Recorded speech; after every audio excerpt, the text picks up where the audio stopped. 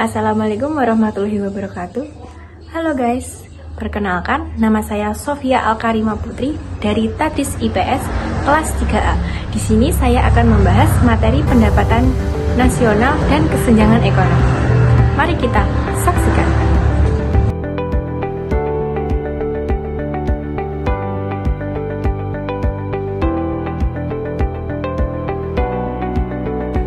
Materi pendapatan nasional dan kesenjangan ekonomi.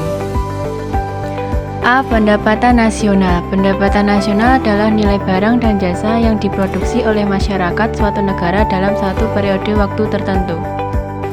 1. Metode penghitungan pendapatan nasional. Penghitungan pendapatan nasional merupakan pendekatan yang digunakan untuk menghitung pendapatan nasional suatu negara.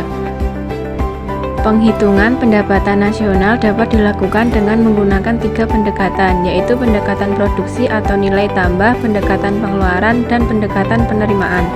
A. Pendekatan produksi atau nilai tambah. Dalam menentukan nilai tambah, total biaya output ekonomi harus dikurangi dengan biaya barang setengah jadi yang digunakan untuk memproduksi barang jadi. Pengurangan biaya barang setengah jadi tersebut harus dilakukan agar tidak menimbulkan perhitungan ganda atau double counting. Penghitungan pendapatan nasional dengan pendekatan produksi dapat dihitung dengan rumus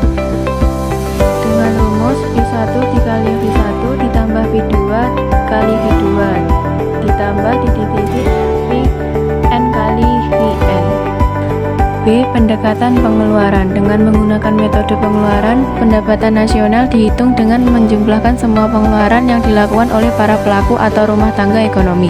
Pelaku ekonomi yang dimaksud terdiri dari rumah tangga konsumen, produsen, pemerintah, dan masyarakat luar negeri.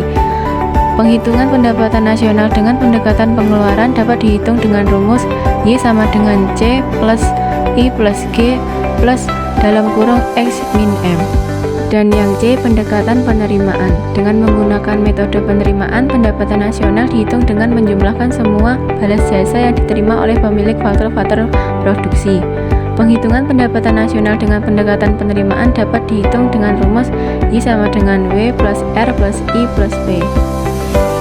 2. Konsep pendapatan nasional. Adapun konsep pendapatan nasional diantaranya sebagai berikut, yaitu A. Produk domestik bruto atau gross domestic product, yaitu nilai total dan barang dan jasa yang diproduksi di sebuah negara.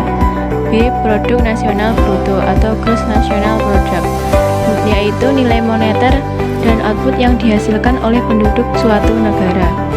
C. Produk nasional neto atau net national product, yaitu nilai moneter dari produk nasional bruto dikurangi dengan penyusunan atau depresiasi.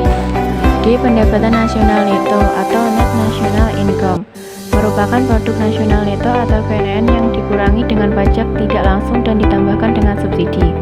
E. Pendapatan perseorangan atau personal income, merupakan semua pendapatan yang diterima oleh semua individu atau rumah tangga di suatu negara secara kolektif. F. Pendapatan disposable atau disposable income, merupakan pendapatan yang siap untuk digunakan oleh masyarakat setelah dikurangi dengan pajak langsung. 3. Pendapatan per kapita. Pendapatan per kapita adalah ukuran pendapatan dari rata-rata jumlah penduduk yang ada di suatu daerah atau wilayah geografis. Pendapatan per kapita juga dapat menjadi tolak ukur atau evaluasi standar hidup di suatu daerah. B. Kesenjangan ekonomi. Kesenjangan ekonomi atau ketimpangan ekonomi adalah kondisi tidak seimbang yang terjadi di masyarakat berdasarkan aspek ekonomi, di mana aspek ekonomi dapat terlihat dari tidak seimbangnya pendapatan masyarakat.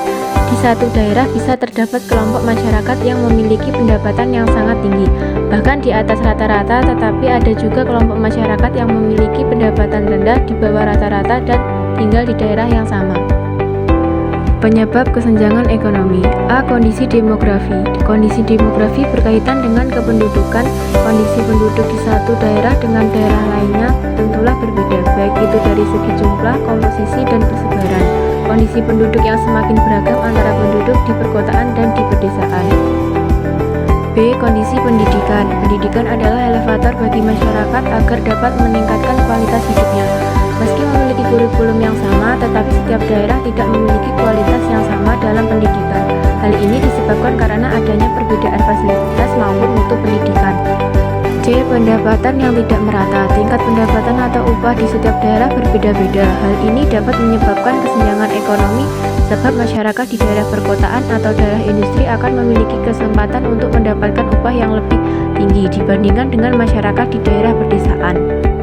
D. Pembangunan yang tidak merata. Pembangunan yang merata merupakan salah satu langkah negara untuk mengurangi kesenjangan ekonomi. Salah satu contoh bentuk pembangunan yang dilakukan pemerintah adalah pembangunan infrastruktur. Jika pembangunan infrastruktur dilakukan dengan baik, maka ketercapaian pembangunan ekonomi merata akan lebih mudah dicapai. E. Kurangnya lapangan kerja. Kesejahteraan masyarakat salah satunya dipengaruhi oleh ketersediaan lapangan kerja. Sempitnya lapangan kerja akan memunculkan pengangguran di masyarakat. Masyarakat yang tidak memiliki pekerjaan tidak dapat memenuhi kebutuhan dengan maksimal.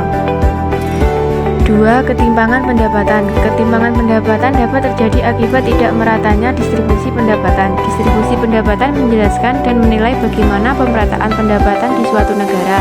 Menurut Bank Dunia, ketimpangan pendapatan merupakan dimensi penting untuk mengukur kesejahteraan negara karena implikasinya pada kemampuan untuk mengurangi kemiskinan.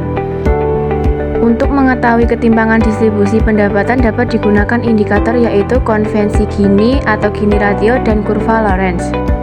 A. Koefisien Gini. Koefisien Gini atau indeks Gini merupakan ukuran dari distribusi pendapatan. Teori koefisien Gini dikembangkan oleh ahli statistik dari Italia bernama Gerard Gini pada tahun 1912. B. Kurva Lorenz. Kurva Lorenz adalah kurva yang menunjukkan hubungan antara persentase pendapatan dengan persentase penerima pendapat selama kurun waktu tertentu, dan biasanya berbagai negara mengukurnya dalam waktu setahun. 3. Solusi mengatasi kesenjangan ekonomi. Mengatasi kesenjangan ekonomi bukan hanya menjadi tanggung jawab pemerintah, melainkan tanggung jawab seluruh lapisan masyarakat. Oleh karenanya dibutuhkan sinergi dan kerjasama antara masyarakat dan pemerintah. Adapun solusi yang dapat dilakukan untuk mengatasi kesenjangan ekonomi antara lain sebagai berikut. A. Pendidikan. Sebagaimana penyebab kesenjangan ekonomi adalah pendidikan yang tidak merata, maka solusi mengatasi kesenjangan ekonomi adalah meningkatkan kualitas pendidikan yang merata.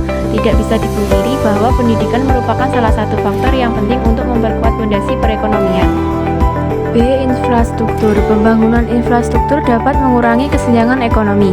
Tidak dapat dipungkiri adanya infrastruktur yang tidak merata menyebabkan lambatnya pengiriman barang di berbagai daerah sehingga meningkatkan biaya produksi. Salah satu pembangunan infrastruktur yang dapat mengurangi kesenjangan adalah dengan membangun pelabuhan, sehingga kegiatan mengirim dan menerima barang akan dilakukan dengan cepat. Dan yang terakhir, subsidi. Pemberian subsidi yang tepat sasaran kepada masyarakat dapat menjadi solusi bagi masalah kesenjangan ekonomi. Subsidi dari pemerintah dapat berupa bantuan secara langsung maupun bantuan dalam bentuk modal alat kepada masyarakat agar dapat meningkatkan kegiatan ekonominya. Hal tersebut diharapkan dapat mendorong pendapatan di daerah sehingga kesenjangan ekonomi dapat teratasi. Sekian dan terima kasih yang sudah menonton.